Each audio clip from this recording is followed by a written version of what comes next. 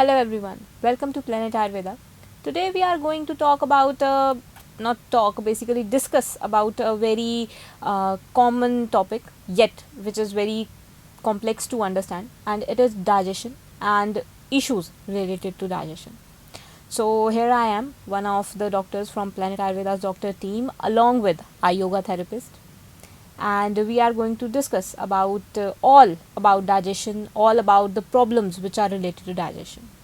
So basically, I will ask you the question that what are the basics of digestion? Well, I think that digestive system is the most important of our body because someone once said that there's no machine in the whole world that is input with food and gives out blood and nutrients. So our digestive system is certainly very very important as it deals with food. Okay, it is a long tube, we can say, with many organs starting at the mouth, through the food pipe, the stomach, the intestines, and the Yes. anus, and supported by the glands, liver, and the pancreas. Now I will be explaining that what is the Ayurvedic point of view of digestion. Then in Ayurveda, digestion power is basically understood as the digestive fire, Agni. And this Agni is responsible for digesting all the food we have, and after that this Agni is situated in Amashay, which is stomach, and also in Pakwashay, which is basically the intestines. As we all know that obviously when we eat, the food goes through our stomach, then to our intestines, and in intestines all of the absorption is done.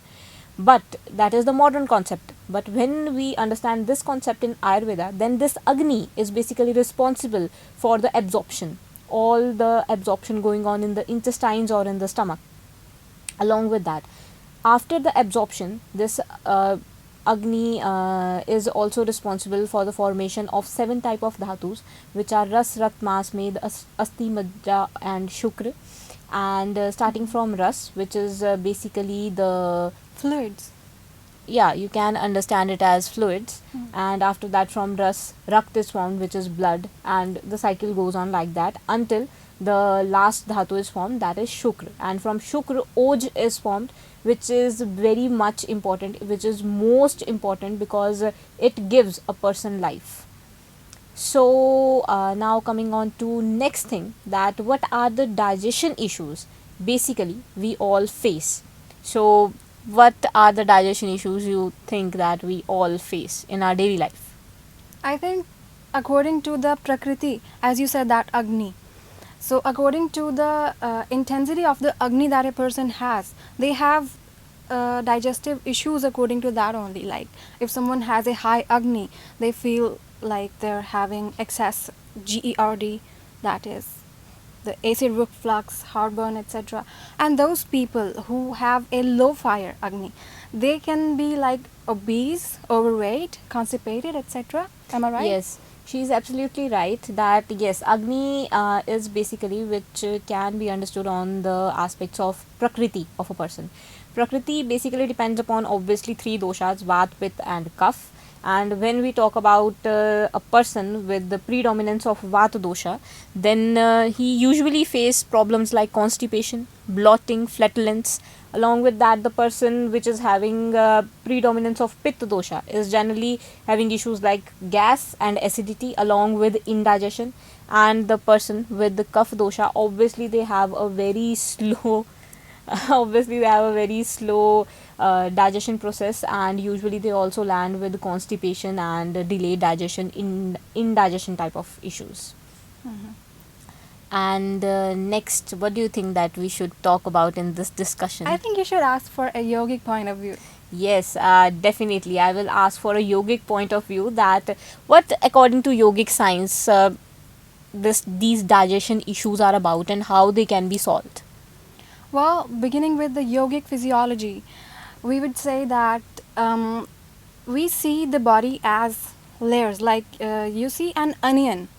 So, as you go on this removing the skins of that onion, there are still many layers beneath it. Similarly, in yoga, physiology, and anatomy, the body is made up of similar layers. The outermost that we can see is known as the Annamaya Kosh, means that is made of food. Anna is food. Okay, then inside it lie many layers that are explainable but at other contexts. Right now I'll deal with Annamaya Kosh only. So that is when we overeat or we do not eat, means we do not feed the digestive fire or we overfeed it. Then the digestive issues occur. Okay, so when we overfeed the digestion fire, so what exactly, according to yogic science, symptoms appear in patients? Same as that I have mentioned before, or something different is there? Actually, I would say that we coincide at many points. The terms may be different, but the essence is that when you overfeed the digestive fire, the cough will increase and then accumulation of excess dhatu will occur. Obviously, accumulation of excess dhatu will occur because when the cough increases, it blocks all the microchannels which are basically responsible. Basically, microchannels are the strotas in Ayurveda, and these strotas are responsible for carrying each and every dhatu to their respective places. But when this doesn't happen due to the blockage of obviously, if cough increases, there is a blockage of strotas or microchannels, and then accumulation of excessive dhatu is there. Accumulation of excessive dhatu or excessive you can say these dhatu can even turn into toxins, and after that the acidity, gastritis, flatulence, bloating, even diseases related to digestion system like IBS, IBD, ulcerative colitis, Crohn's disease. These all kind of things are very much commonly seen in people, and all the credit goes to the food we eat or the overeating we do to our digestion fire. What do you have to say about undereating, doctor? Undereating is also not a good thing because it aggravates vata dosha, and aggravated vata dosha again results in constipation, and usually the people with this under eating type of constipation are very much malnourished. They are not having this have you seen people with low luster on their face and we tell them that you should eat? Yeah, so people like that. So that's the result of undereating. Exactly. Okay. And like you said that the accumulation of toxins happens in when the microchannels are blocked. Yes. So is the development of acne or bumps on the skin also a symptom of that? Yes, you can take it like that. Even sometimes people say that we are having gas and then after we directly have headache. Even that gas and headache is also related. Though in modern science there is not a direct correlation, but we can correlate that whenever a person is suffering from gas, excessive gas accumulation, he or she will at some point have headache. Even the day you are constipated, you will feel heavy headed, and it is a thing. Oh, on the day someone is constipated, the whole day is ruined. Exactly. From starting of the day. Till the end or till the next 2 or 3 days. Yes. Okay, so we have discussed about the digestive issues. Now let's talk about what kind of food items we should eat or not eat. Yeah, exactly. That is the most important point in this video. So what kind of food items we should eat? I guess that you can start from that. Okay. What kind of food items we can eat? She will be guiding you for that. Okay, I'll start with sometimes we notice the pains or discomfort in our body when we eat food that only we like, but our intestines do not. Exactly. The thing is that we eat food that are, basically to which our mouth responses, our mouth waters. But we never think of the intestines. We should think of the intestines. Why we don't think of the intestines? Those intestines are the part of your body, and they are responsible for giving all the nourishment to your body. So basically, we have to think about our intestines. And there's little guys also, the gut bacteria. We should Yes. also think of them. Obviously they need a kind of food which is very much easy to digest, and if we eat some kind of food like total junk food, if we are totally dependent on junk food, then there these guys suffers a lot. Those gut bacteria, they suffer a lot, and if the floral essence of the intestine is basically impaired, then different kind of digestion issues, as we have mentioned earlier, happens. Oh, okay. Let's look at the digestive system, the whole digestive system in parts, and discuss what disorders develop there. Yeah, exactly. Okay, we'll start at the esophagus and the stomach. GERD. Yes. GERD and inflammation of the esophagus itself. Yes, it happens, and generally this is the result of excessive acidity, which Mhm. all starts from stomach, Mm. and then recurrent regurgitation, and finally the inflammation of esophagus, or it can also be termed as GERD, gastroesophageal reflux disease. Can it also result in ulcers in the lining of the stomach? Yes, it can. Excessive acidity erodes the this epithelial layer of the stomach, and Mhm. hence it can result in ulcers also, gastric ulcers. As many people say that we feel like we have ulcers in our stomach, those are the gastric ulcers. Okay, then the intestines. Yes, yes, it can be like UC, ulcerative colitis, Mm. and Crohn's disease. These are the two most common diseases These in days. patients. Yes, these days, and obviously in Planet Ayurveda, we are having a lot of patients. It's our expertise actually. Yeah, of ulcerative colitis and Crohn's disease. Too much, I must say. It's there are means basically sometimes it feel like that the whole Planet Ayurveda is crowded with ulcerative colitis and Crohn's disease patients. Do you think it is a lifestyle disorder? Yes, I think that it is a dietary and lifestyle disorder. Mhm. What about you? What do you think that how ulcerative colitis or Crohn disease or gastric ulcer or GERD, how they happen? I'll start with the diseases, conditions of the colon, which is Mm. the final part of the intestine just before the rectum. Okay. So I'll start there because that's where separation of the waste has already happened. Mm-hmm. Right? Am I right? Yeah. Okay, and at that time the nutrients and water have already been absorbed by the intestine. Yes. And then only the waste removal is left to do by the body. Yeah, I can agree on that. But according to the pure Ayurvedic test, each and every disease starts from stomach. Even a simple headache, even a simple eye disorder, each and everything starts from stomach. Whatever we eat, it either nourishes our body or causes accumulation of endotoxins, which are called as ama, and further digestion issues happen, and finally the patient lands with the disease. I told you that digestive system is very, very important. Yes, digestion system is really very very important. Okay, and talking about the diseases of the colon, so is the absorption affected by the diet and lifestyle? Absorption of nutrients? Yes, obviously it is affected by diet and lifestyle. Like a yogic person like you will have a very good digestion system. Okay, each and everything you eat is very well digested. But the people who are having a lot of sitting habits or a lot of running habits, occupational habits like loading a lot of weight, obviously either their vat is being precoped or aggravated, or their cough is being aggravated, and when this happens there are a lot of diseases which can be there in a person. Okay, from whatever you just said, I can understand that the excess of everything is bad. Yes, excess of everything is bad. Even excess intake of water is also bad, you know that. Okay, yes, it is. But water is very, very important for the body, Yes, isn't it? water is important for body, but obviously it is important for body only in the amount it is required. When it is taken in excess, it diminishes the digestion fire. Exactly. We don't even want to replenish or like destroy anything. So, coming on to the food, we should eat or we should avoid. So, junk food like pizza, momos, chow-mein.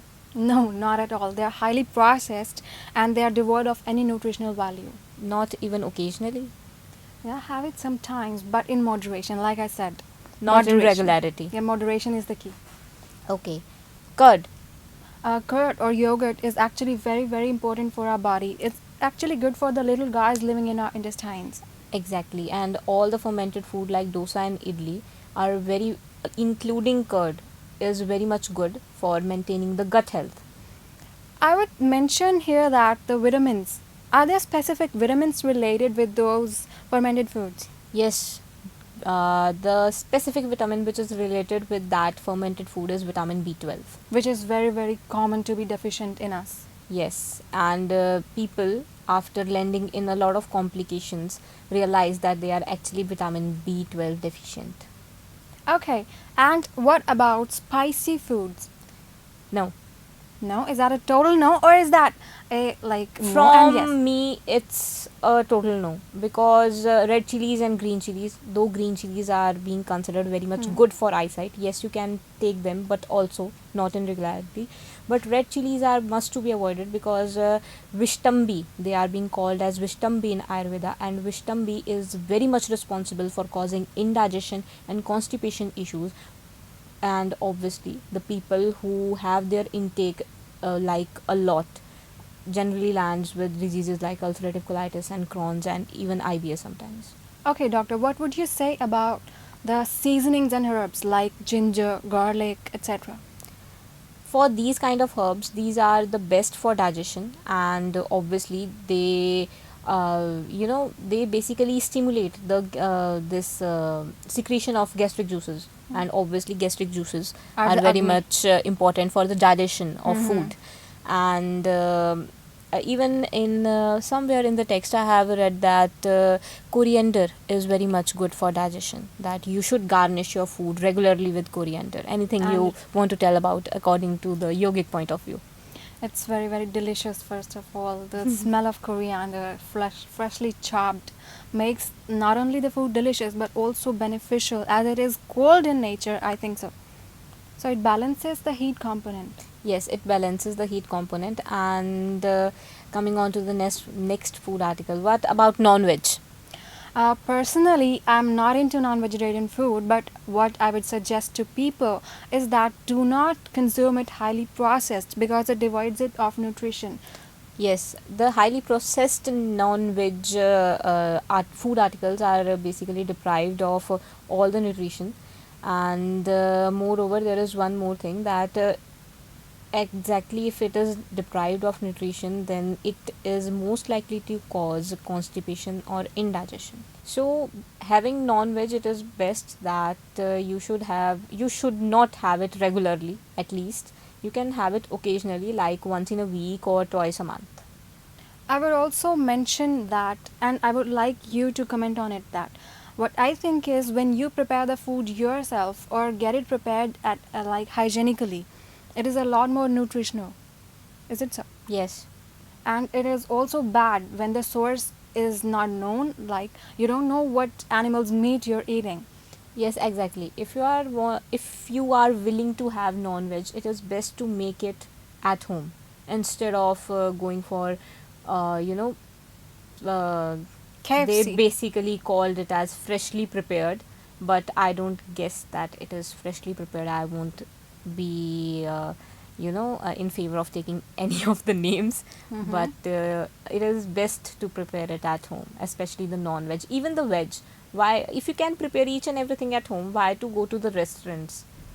Yeah, restaurants are just fine, but like once in a while. Yeah, once in a while. Like, do not depend on restaurants or fast food regularly, because obviously it will give a very much hard time to you in future.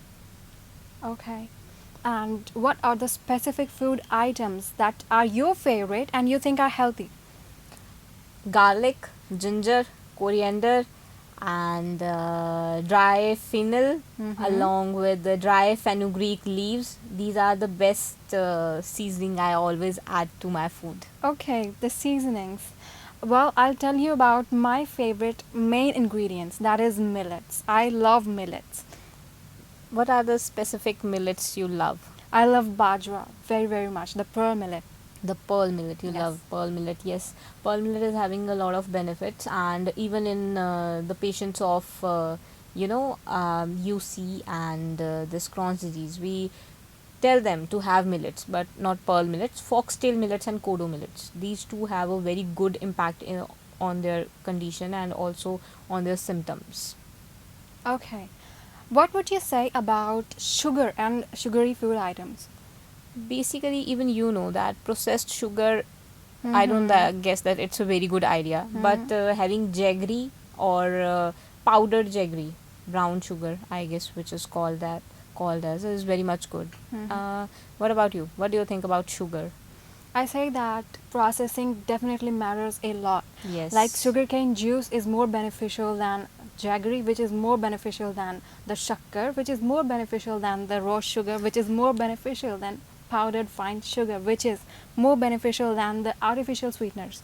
Now, we will actually talk about the prevention of, prevention from these kind of symptoms. So, may I ask you that how or what guidelines you will suggest our viewers that they should follow to prevent these kind of situations? Disorders. Not disorders, but basically the situations like Mhm. indigestion, bloating, flatulence, these kind of things. I would say that a yogic lifestyle is the best because it combines the activities that you do throughout the day. Yes. Like when you are aware of your body and its movements throughout the day, you're less likely to keep sitting at a place. Hmm. You're less likely to forget drinking water. You're less likely to not get up from a place and sit in a bad posture. Exactly. And you're more likely to sleep in time, sleep well, Yes. and eat well also.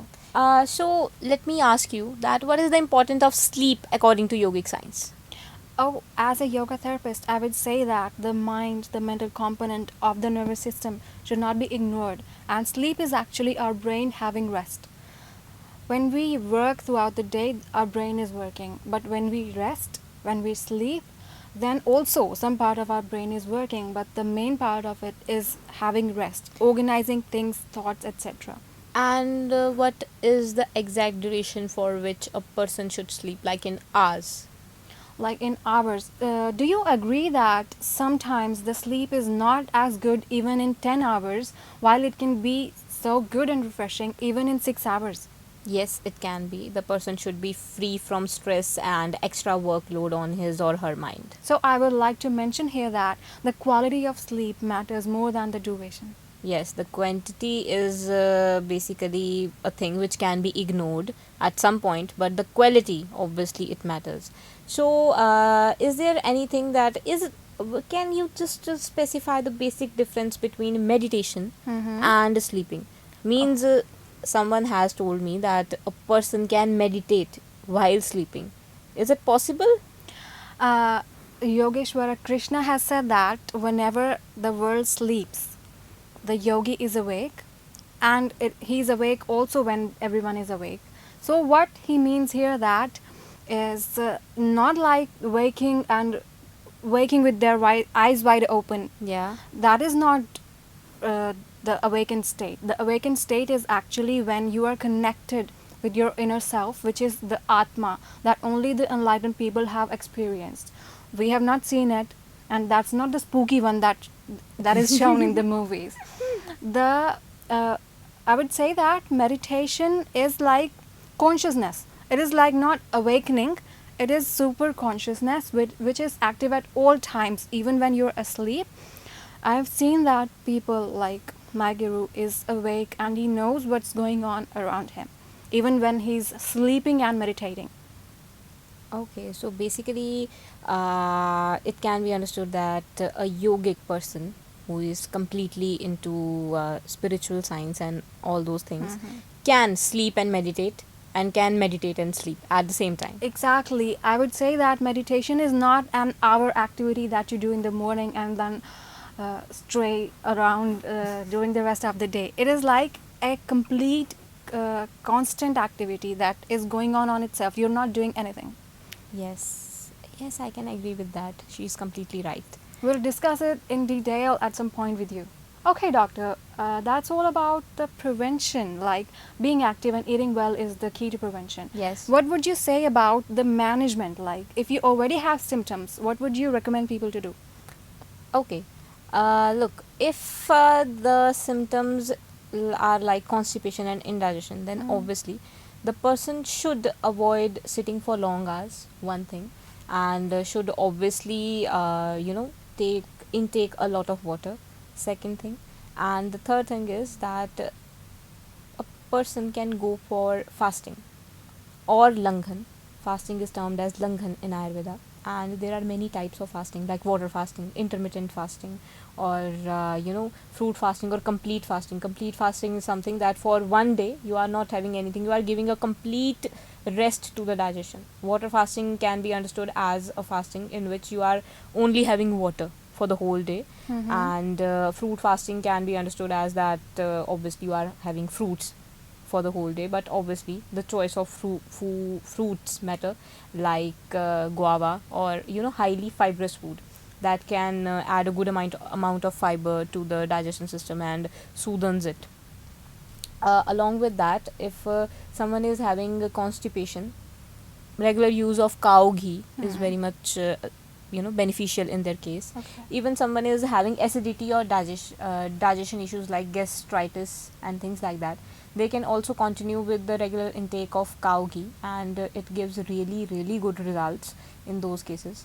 But if someone is lazy and still facing constipation, then they should avoid the intake of heavy foods like chicken, meat, all the non-vegetarian food. Even sometimes they have to avoid the use of cow ghee, and they should continue with some kind of physical activity, which is obviously very much important for all the Prakriti people, because physical activity basically mobilizes your digestion system. It enhances your digestion fire, your Agni, and it also helps in absorption of nutrients very very well. Thank you so much for that detailed insight. I will also tell you some poses, but on some other day. We'll end our discussion now here. Yeah, of course. Now we are going to end our discussion here, and thank you very much for listening and watching this video. Thank you.